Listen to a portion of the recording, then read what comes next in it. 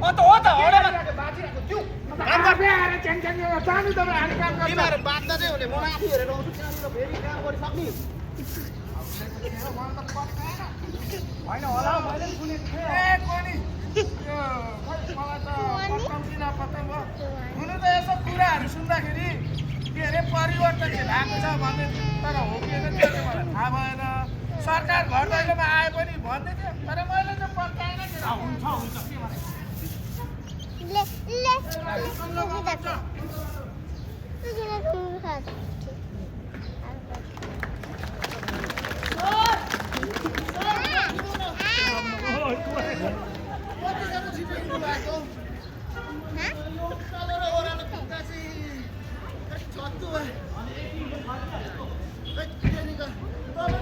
मान्छे खुट्टा पनि लामो अब त छोटो मान्छे खुट्टा पनि छोटो टाइम लाग्छ नि हो सर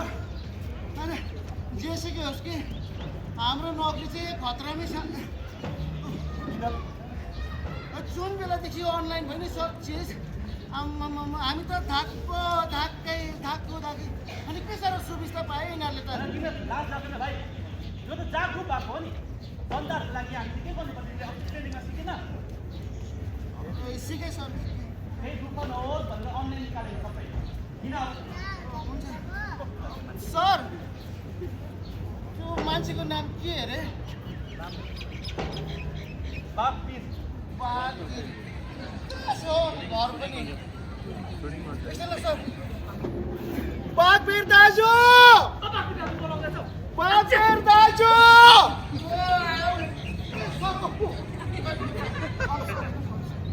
नमस्कार सर के अब फेरि बिरुवा लिएर आएको होला है तपाईँहरू सर बाघवीरमै हो त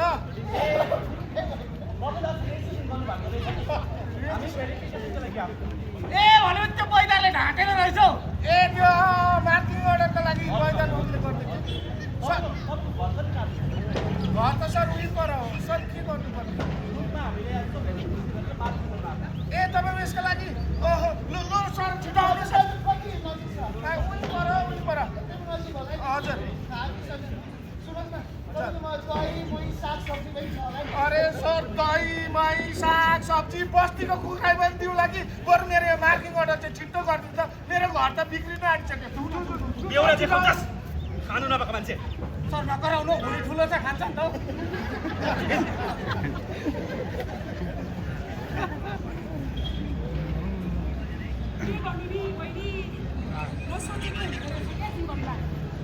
आमा बाउले राम्रो केटा हेरेर बिहा गर भनेको थियो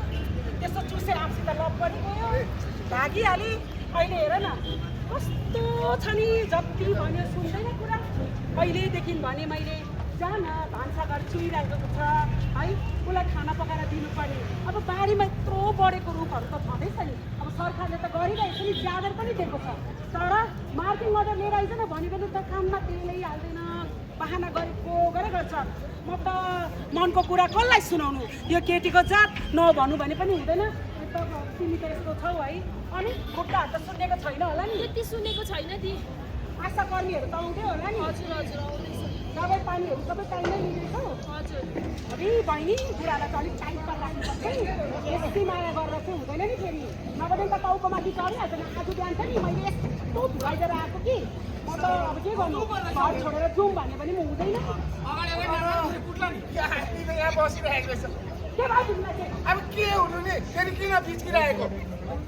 उयो हेर त अफिसबाट सरहरू आउनु भएको छ खै यहाँ देख्नु भएन अघि भन्नु नमस्ते भन्नु लागि चाहिँ त घरमा बस्नु पर्दैन सरहरू घरमा आएर बसेर बेसी नभएर हजुर हामी मार्किङ गर्नु आएको नि बहिनी हजुर तपाईँको श्रीमानले चाहिँ अस्ति रेजिस्ट्रेसन गर्नुभएको रहेछ कि अन्त त्यसको लागि हामी भेरिफिकेसन गरेर आएको अब 2-3 पैसा हामीले मार्किङ चाहिँ गरिदिरहेको छ है अब 1-2 दिनमा त तपाईँको अर्डर निस्किन्छ त्यसपछि आरामले रुम काट्दा भयो तर रुम काट्ने खण्डमा चाहिँ बिरुवालाउनु चाहिँ नबिर्सिनु होला नि फेरि अरे सर तपाईँ पनि कस्तो कुरा गर्नुहुन्छ अब यति सजिलो मार्किङ अर्डर पाएपछि त त्यस्तो नाथे जाब बिरुवा त कति रोपिन्छ हुँदो रहेछ त काम कौडीमा मलाई बिहान बिहान भुत्राएर केही राख्नु अब चाहिँ लाग्छ म छुटाउँदिन है भएन तेरो भान्साघर बनिने भयो अब तैँले गरेको क्या अनि अब तपाईँले आरामले रुख काट्दा भयो त्यति हो यो कुरा चाहिँ बिरुवा चाहिँ लाउनु पर्यो नि फेरि हुन्छ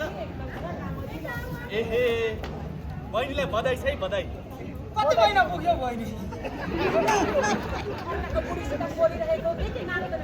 होइन रहर लाग्छ नि त म पनि ब्याग्छु ल रौ भाइ एउटा सूचना दिनु पर्यो हाम्रो सिएम सरले एउटा राम्रो स्किम निकाल्नु भएको छ नि मेरो रुख मेरो सन्तति त्यसको बारेमा मेरो रुख मेरो सन्तति त्यसको बारेमा सुन्नु भएको छ बहिनीले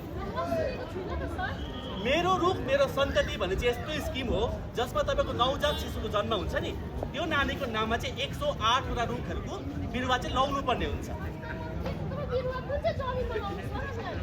अब त्यसको लागि तपाईँकोमै जग्गा जमिन छ भने त्यहाँ लाउँदा भयो है यदि जग्गा जमिन छैन भने फरेस्ट डिपार्टमेन्ट आउनुहोस् हामी छौँ नि सबै प्रबन्ध मिलाइदिइहाल्छौँ 3 जना नानी भयो भने त 300 कतिवटा रोप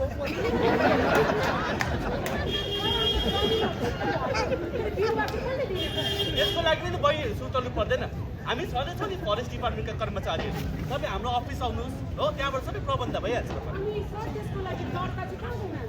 दर्ता चाहिँ फोनमा अनलाइन हुन्छ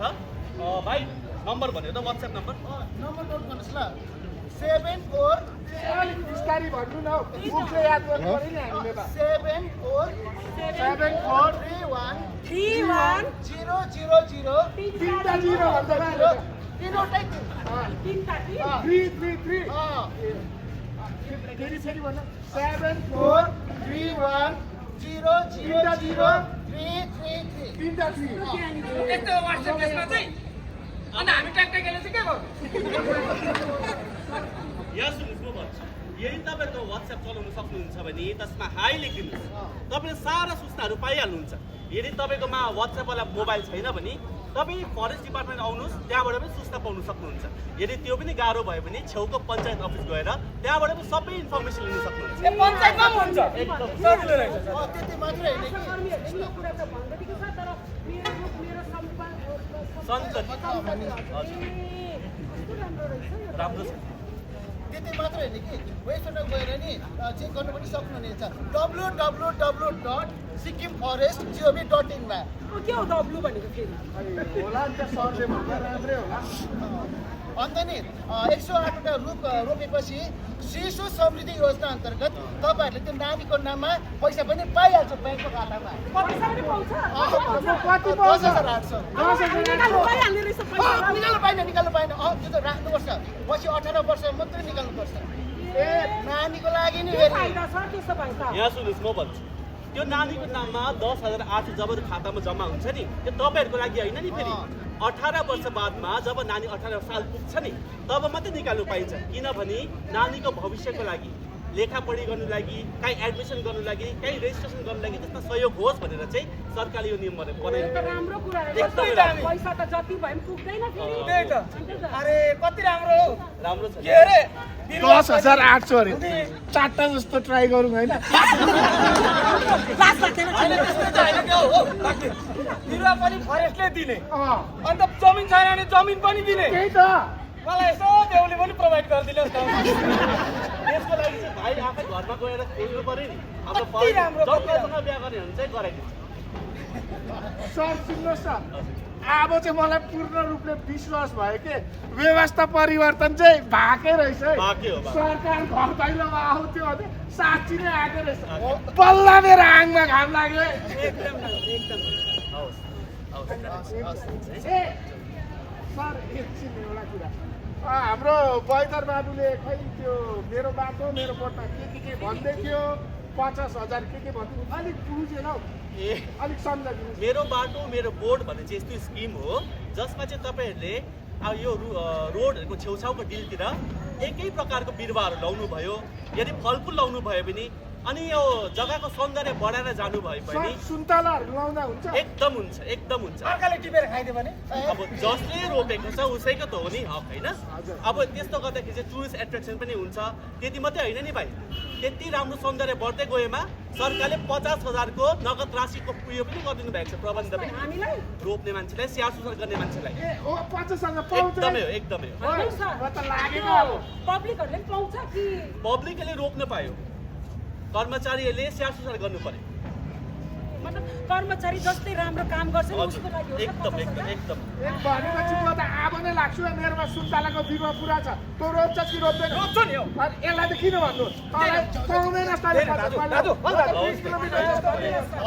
बडो राम्रो यो कुराहरू सिकेँ है आज आज तपाईँहरू सबैले सुनेर जानुहोस् है यस्तो राम्रो राम्रो स्किम रहेछ सरकारको लु बहिनी अब तिमीले पनि नानी भएपछि चाहिँ दर्ता गर्ने काम चाहिँ गरिहाल्छ ल एकदम मलाई पनि बल्ल आङमा घाम लाग्यो जस्तो भयो